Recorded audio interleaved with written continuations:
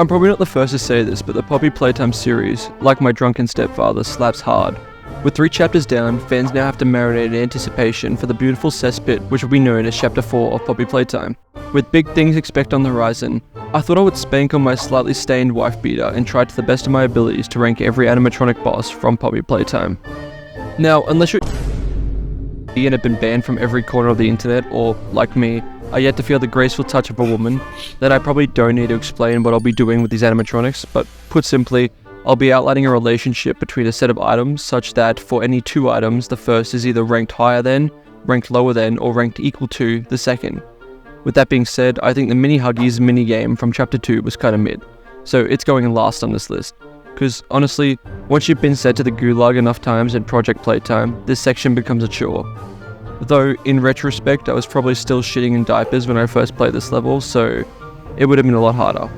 All in all, not a very difficult fight, and I probably received more enjoyment from cock and ball torture, so that's why it's at the bottom. In the next spot is Bunzo Bunny, and while this one may be a bit controversial, I don't know, it might be. I guarantee some of y'all think this boss is a beast. I personally think Bunzo Bunny just isn't that guy. Okay? You're not that guy, pal, trust me. You're not that guy. I understand how normal people may find it difficult, but if you're like me and max out the memory stat, I think the only thing I found hard about this boss fight was trying to hit the moving target at the end.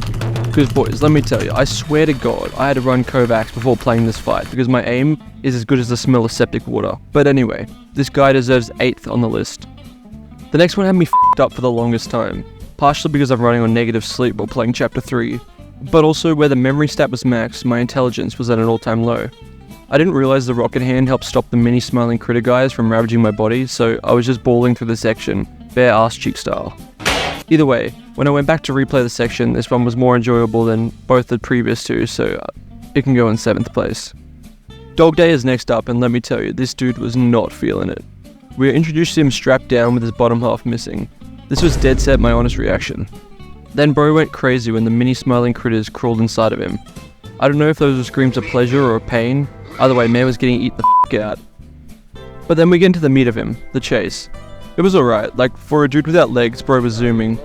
But alas, it was just a standard chase sequence, and I just think out of the series it was the weakest one. Alright, moving on from that, we have my next favorite chase, PJ Pug-a-Pillar. Now first up, this guy's design is straight up fire. Like genuinely, this thing is so creepy but cool looking at the same time. From his anal bead shaped body to his big old goofy head.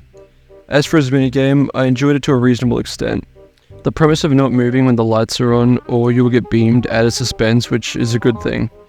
And to top it all off, I just remembered that there was an easy, medium and hard slide, which is like an It cameo, I guess. I don't know, I just remember that while recording this, which, I mean, that's kinda hype. Now for our first big boss of the video, Mummy Longlegs, and first off, goddamn. In this game, she doesn't just stretch her body, she's also stretched away into my heart.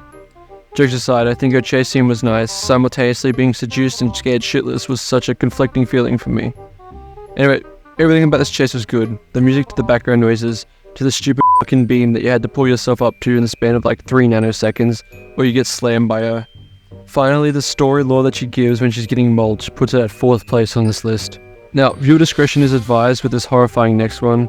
We have the Mist the Light boss fight. Now, for some clarification, this wasn't hard.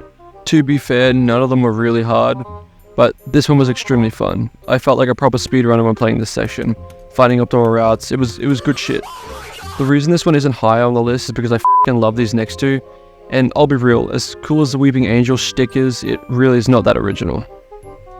Now this next one, purely because he was the first and I was a small child when I fought against him, we have Huggy Wuggy, the extremely tall and emaciated cookie monster. What I like about him was that back when I was still trying to learn fractions, I met this man and he was epic. I like how they introduced him right off the bat, and then he disappeared and started skulking around in the shadows to later reappear in a chase scene. I mean, I'll be real, the developers are cooking with this guy. And finally, if you haven't already clicked off the video and have managed to put things together, then there's only one boss remaining, this big goober. I died so many times on this boss fight that my fist has a permanent scar on it. You may be asking yourself, how did I die because this boss fight is easy? I know. I had no clue what to do, until I tip-tapped away on my computer and realized all you had to do was stay in the box, cause no shit.